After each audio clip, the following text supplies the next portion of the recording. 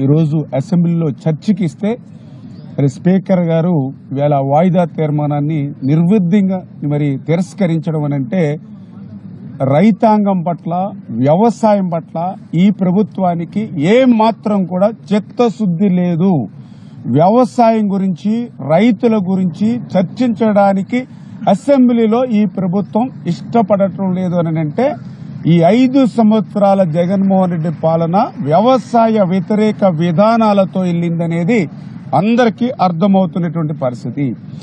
ఏదైతే ఈ జగన్మోహన్ రెడ్డి ఈ 4.5 సంవత్సరాల పాలనలో మనం చూస్తే రైతుల ఆత్మహత్యలలో భారతదేశంలోని ఆంధ్రప్రదేశ్ రాష్ట్రం 3వ స్థానంలో ఉంది అని అంటే, అదే కౌలు రైతుల ఆత్మహత్యల్లో భారతదేశంలోనే ఆంధ్రప్రదేశ్ రాష్ట్రం 2వ స్థానంలో ఉంది అని అంటే ఈవేళ ఎంత రైతు వ్యతిరేక విధానాలతో ఈ రాష్ట్ర పాలన సాగుతుంది అనే దానికి ఇదే ఒక ఉదాహరణ అనే విషయాన్ని సందర్భంగా తెలియజేస్తూ ఉన్నా.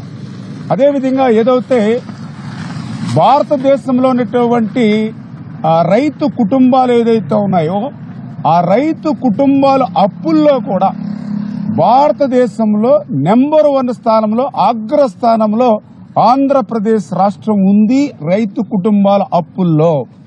ఈవేళ ఒక్కొక్క రైతు కుటుంబం మీద కూడా ఆంధ్రప్రదేశ్ రాష్ట్రంలో 2,45,000 రూపాయలు ఒక్క రైతు కుటుంబం మీద ఈరోజు ఏపీలో అప్పు ఉన్నటువంటి పరిస్థితి, దుస్థితి. ఇది దేశంలోనే అగ్రస్థానంలో అప్పుల్లో ఉన్నటువంటి పరిస్థితి.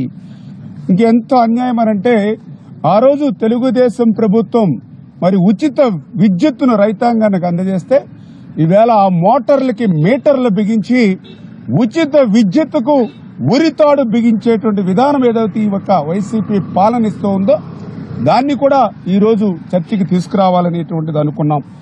అదేవిధంగా